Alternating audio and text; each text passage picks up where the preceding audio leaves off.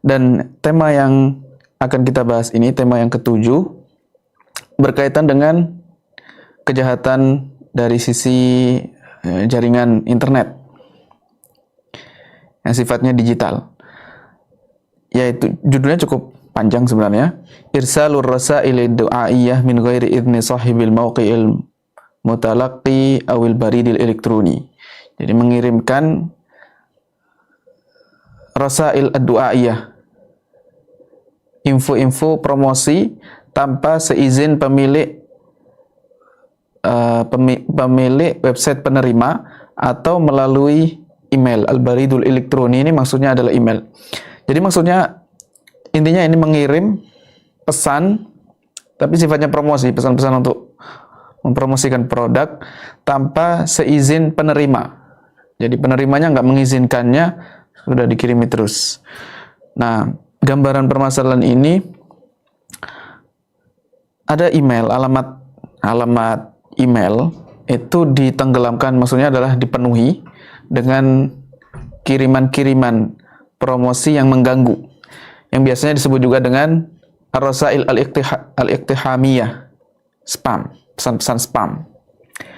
Maksudnya surat ini dikirimkan secara kolektif dan ini tidak diinginkan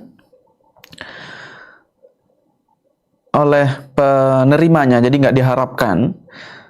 Yang mengandung kandungannya ini sifatnya perdagangan, ya, promosi dagang atau hal-hal yang buruk yang tidak diinginkan.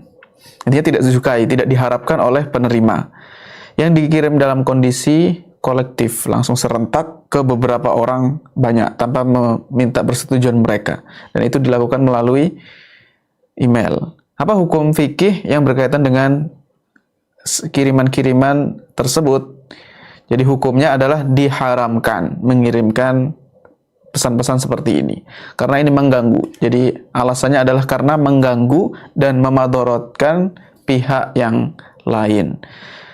Dari sisi apa mengganggu, menyakiti, memadorotkan ini?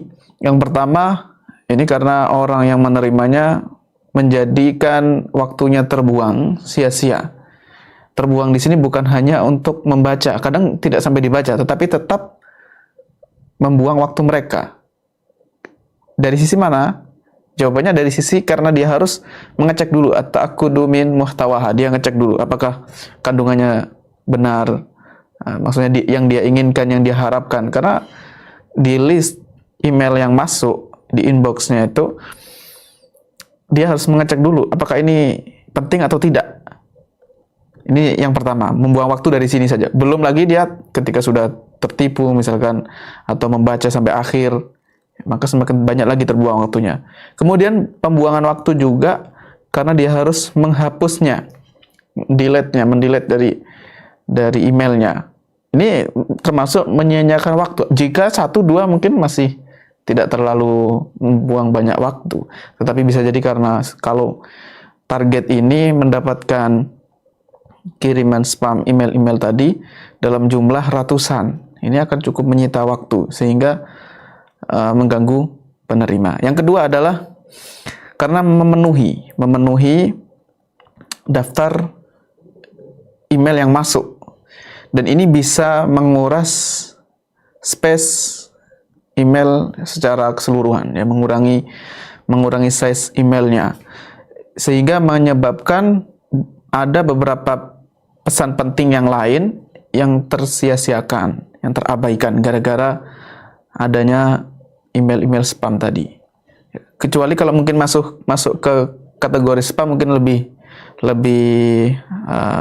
mendingan. Tetapi kadang spam ini sifatnya masuk ke pesan utama, sehingga menjadikan pesan-pesan penting yang dibutuhkan tertutup atau terpendam dengan promosi-promosi tersebut.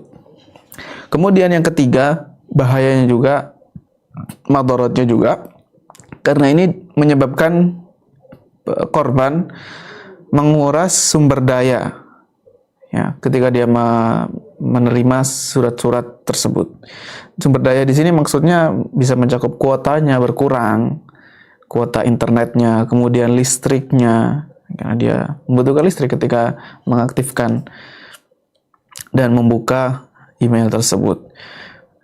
Ya, kama anna fihi izdihaman lisyabakatil ankabutiyah, bisa membuat ramai jaringan internetnya. Intinya kuotanya terkuras dan seterusnya. Bahkan ketika menghapus itu juga memakan kuota ya. Yang keempat, karena biasanya surat-surat yang berisi pesan-pesan tidak penting tadi, ini kadang malah menjadi cover untuk mengirimkan virus-virus atau software-software yang berbahaya lainnya. Berbahaya di sini maksudnya berbahaya bisa dari sisi materi langsung merusak, atau bisa jadi konten-konten yang jahat, yang buruk, ya, konten-konten yang menjijikkan misalkan seperti itu. Ini juga bisa menjadi sarana banyak sekali aktivitas-aktivitas kriminal di dunia digital ya, yang bersifat ya, digital di dunia internet. Misalkan pencurian identitas seseorang ya, melalui jalur iklan-iklan tadi. Kemudian yang kelima, di antara sisi negatifnya adalah menghamburkan banyak sekali harta jika ini dari sisi perusahaan. Jadi email perusahaan yang diserang maka banyak menghabiskan uang yang banyak. Karena mereka harus melakukan tindakan untuk menghadapinya, melawannya. Dan ini menyerap banyak sekali anggaran, ya, menyerap anggaran perusahaan. Bahkan bisa juga menghabiskan waktu para pekerjanya untuk mengatasi serangan-serangan email spam tersebut. Bahkan sampai sebagian perusahaan itu bekerja sama dengan agensi yang memiliki jasa mengatasi virus-virus atau spam-spam tersebut. Dan ini tentu saja membutuhkan biaya. Ketika kerjasama membutuhkan biaya. Seandainya tidak ada penyerangan seperti itu, biaya ini bisa dialokasikan ke kepentingan yang lebih urgen, ya, yang lebih dibutuhkan. Kemudian yang keenam, spam-spam seperti ini mengurangi keuntungan perusahaan, ya, mengurangi keuntungan perusahaan yang menyediakan email gratis, karena kebanyakan, ya, nanti akan ada persentase yang besar dari keuntungan perusahaan-perusahaan tersebut yang datang dari AdSense, iklan-iklan atau maksudnya AdSense.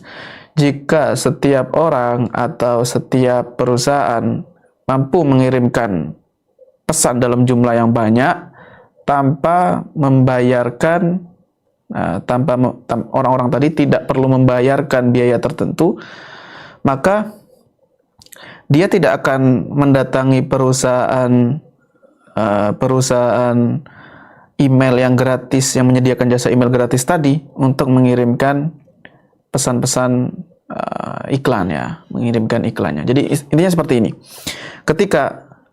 Ketika penyedia layanan email yang gratis ini, padahal dia gratis, ya, tetapi ketika kita mau bekerja sama untuk membuatkan iklan, kita bekerja sama supaya dia mengiklankan produk kita akan membayar. Nah, ketika ada orang-orang yang membuat spam-spam tadi, menyebabkan pemilik perusahaan email, penyedia jasa email ini menjadi tidak digunakan lagi. Itu maksudnya dari penjelasan ini. Ya. Falima tayad faulitil kasyarnya. Jadi dia akan nggak mau membayar. Cukup dengan cara-cara seperti tadi. Dari sini maka kesimpulannya, jadi ini kesimpulan hukum terkait spam, ya. Spam di sini sebenarnya lebih umum, bukan hanya untuk iklan, tetapi untuk hal-hal yang tidak diinginkan. Intinya sesuatu yang tidak diizinkan, tidak diinginkan oleh penerima. Dari sini maka spam tersebut masuk dalam kategori al-idza lil akhirin, menyakiti orang lain. Dan sesuatu yang menyakiti orang lain hukumnya diharamkan. Jadi kesimpulan terakhirnya adalah haram mengirimkan seperti ini. Dan syariat Islam yang sangat mulia ini mengharamkan segala bentuk hal-hal yang menyakiti orang lain secara khusus terhadap kaum muslimin dan secara umum kepada seluruh manusia. Jadi walaupun spam tadi dikirimkan bukan hanya untuk umat Islam, tetap diharamkan. Karena menyakiti manusia secara umum ini dilarang, terlebih lagi kepada orang-orang muslim. Pembahasan ini merujuk ke kitab Al-I'tida Al-Elektroni Dirasatan Fiqhiyatan.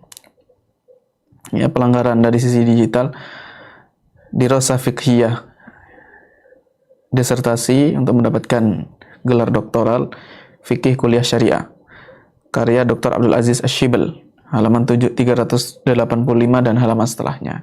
Kemudian rujukan kedua, Al-Barnamij Al-Watani, program nasional untuk menghadapi Ar-Rasail Al-Iktihamiyah, spam, pesan-pesan spam di kerajaan Saudi Arabia. Jadi ini sangat diharamkan ya. Kesimpulannya, sesuatu yang menyakiti orang lain, apapun bentuknya, maka diharamkan. Termasuk spam tadi, kita mengirimkan spam ke banyak orang, ya, walaupun secara kontennya tidak mengandung virus, tetap saja kita telah menyakiti dia, mengurangi kuotanya, menguras kuotanya, kemudian menghabiskan waktunya. Dan jika itu perusahaan, maka dia membutuhkan tenaga tambahan untuk mengatasi hal tersebut. Wallahu a'lam.